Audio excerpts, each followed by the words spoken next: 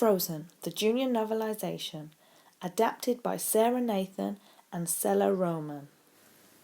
Long ago, atop a mountain high above the kingdom of Arendelle, a group of strong men were hard at work.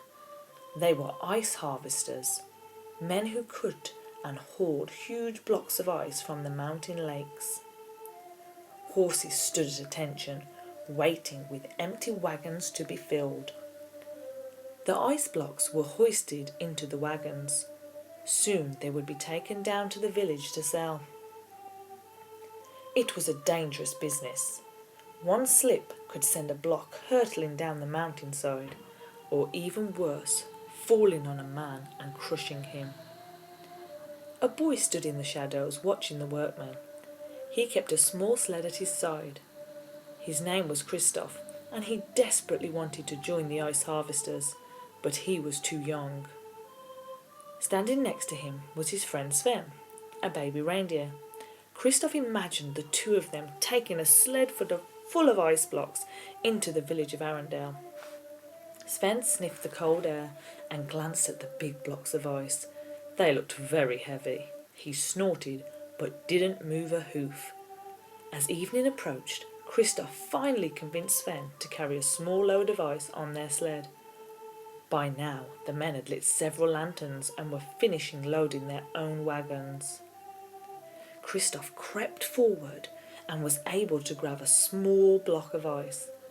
He finally wrestled the block onto his sled and attached Sven's harness. Wagon by wagon, the ice harvesters headed down the mountain roads.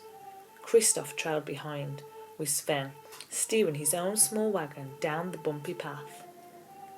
Above them all, the northern lights spread across the dark sky. The magical glow pulsed as it rolled over the mountains, down towards the kingdom below. Chapter 1. In a grassy valley next to a deep fjord, the castle of Arendelle lay silent in the night.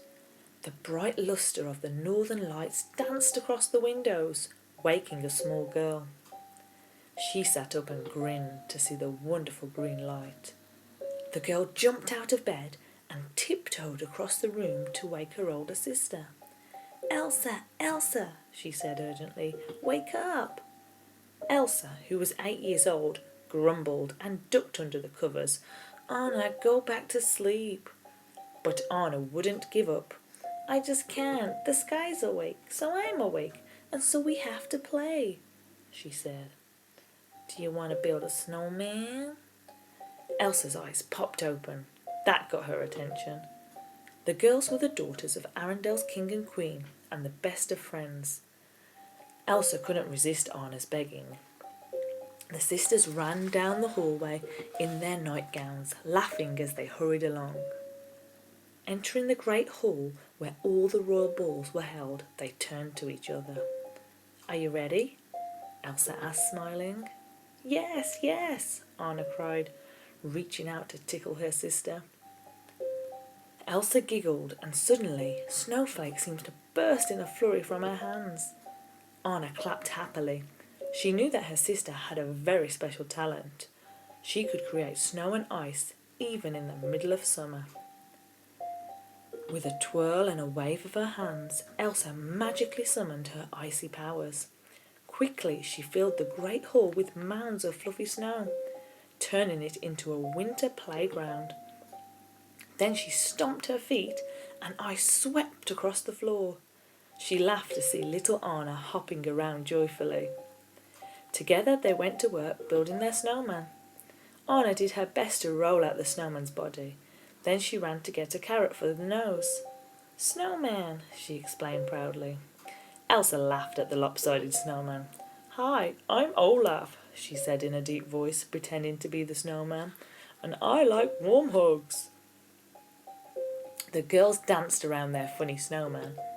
Then Elsa gathered her icy magic and made a swooping ice slide. Anna squealed with delight. She climbed to the top of the slide, then zoomed down and soared up again along the icy curve. Elsa quickly created another slide to catch Anna as she came down. The little girl gained speed and was tossed upward again. Elsa had to work fast to keep pace with Anna. She kept making more slides so her sister could stay aloft as she flew around the room. Anna, slow down, Elsa said, starting to get worried. It's too high. But Anna was having fun. The little princess was fearless, jumping and sliding to each new slide as quickly as Elsa made it. Elsa raised her hand to create the next slide, but suddenly her foot slipped. As she stumbled, her magic went awry. Her frozen blast caught the side of Anna's head right through her curls. Anna gasped and fell to the ground unconscious. Anna! Elsa shouted, running to her sister. She lifted Anna up and felt her cold, shivering body. A lock of Anna's hair had turned pure white where the magic had hit it. Mama! Papa! Elsa cried desperately. As she called for help and her worry increased, icicles formed on the ceiling and frozen spikes grew tall around the girls. The king and queen burst into the great hall to find their daughters huddled in a frozen landscape. They knew that Elsa had a special ability to create ice, but this was more than they'd ever seen. Elsa, the king cried, this is getting out of hand. I'm sorry, Elsa replied in distress. I didn't mean it.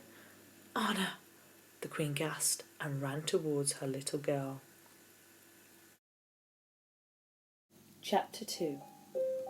The castle's library was dark, but the king knew what he was looking for. An ancient book filled with knowledge from centuries past.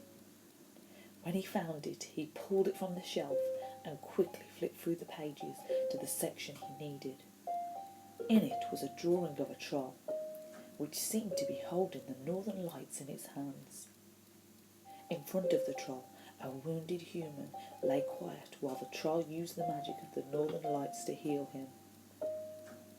The king turned the page and spotted a crumbling document tucked into the book. He carefully unfolded the yellowed map. Wasting no time, the king and queen threw on their cloaks, bundled up their daughters, and ordered that the horses be saddled. The royal family hurried away from the castle. The queen travelled on her own horse with Elsa, while the king held Anna in his arms. The horses thundered up the mountain path. Kristoff and Sven were walking down the rocky mountain, under the bright glow of the northern lights. But as the rumble of hooves filled the air, they moved aside, wary of the approaching horses. They watched the riders gallop past, leaving a trail of ice behind them. Curious, Kristoff and Sven followed the travellers to a ridge above a mountain valley. The two hid behind a rock and watched as the horses whinnied and came to a stop. The king and queen dismounted. The king held a young girl to his shoulder. The queen held the hand of a slightly older girl. Please, help, the king cried out. My daughter. The hillside appeared empty at first. Then a pile of rocks rolled down the hillside. Suddenly the rocks unfolded themselves into legs and arms and stood up, revealing themselves to be small grey creatures. They weren't rocks at all. Trolls, Kristoff whispered to Sven. At that moment, a rock next to Kristoff jumped up, turning into a short troll woman covered with moss. Her name was Hulda. Shh, Hulda told Kristoff absently. I'm trying to listen.